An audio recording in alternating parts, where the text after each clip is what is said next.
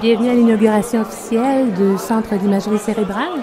Je vais demander à notre directrice générale, Mme Lynn Medvey, de prendre la parole. Antoine de Saint-Exupéry a écrit « Pour ce qui est de l'avenir, il ne s'agit pas de le prévoir, mais de le rendre possible ». C'est exactement ce que nous célébrons avec vous aujourd'hui, continuer à rendre possible l'avenir de la recherche en santé mentale.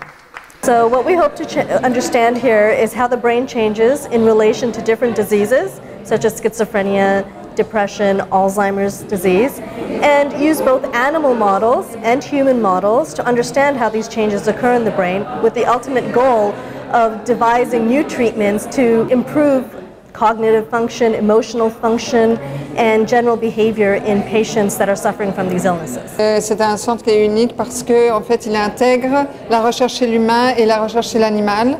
Ça fait longtemps, depuis de nombreuses années, qu'on a développé de l'expertise sur les modèles animaux des maladies mentales.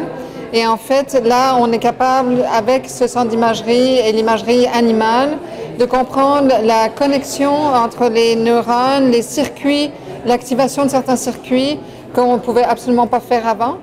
Et en fait, ça nous permet de comprendre ensuite, quand on fait le même genre d'études chez l'humain, de comprendre quels sont les circuits qui sont déficients dans certaines maladies mentales, comment les traitements peuvent les améliorer. Et en fait, on utilise et la base, si on veut, la recherche, les résultats qu'on obtient des modèles animaux pour ensuite améliorer les traitements des personnes atteintes de maladies mentales. Donc, ce qui nous intéresse dans notre laboratoire, c'est comprendre les mécanismes neuronaux associés à la réponse de stress. Ce qui m'intéresse, moi, particulièrement, c'est comment les hommes et les femmes peuvent produire une réponse différente.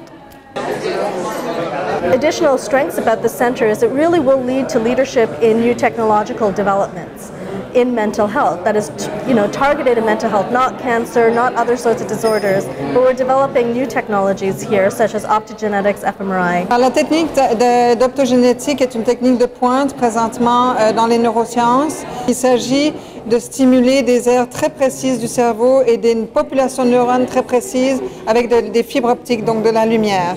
Donc c'est cette technique qu'on veut coupler à l'imagerie, une première au Canada et une première probablement mondiale, qui va nous permettre vraiment d'avoir des précisions, des choses plus importantes pour comprendre de nouveau les problèmes qui ont lieu dans les maladies mentales.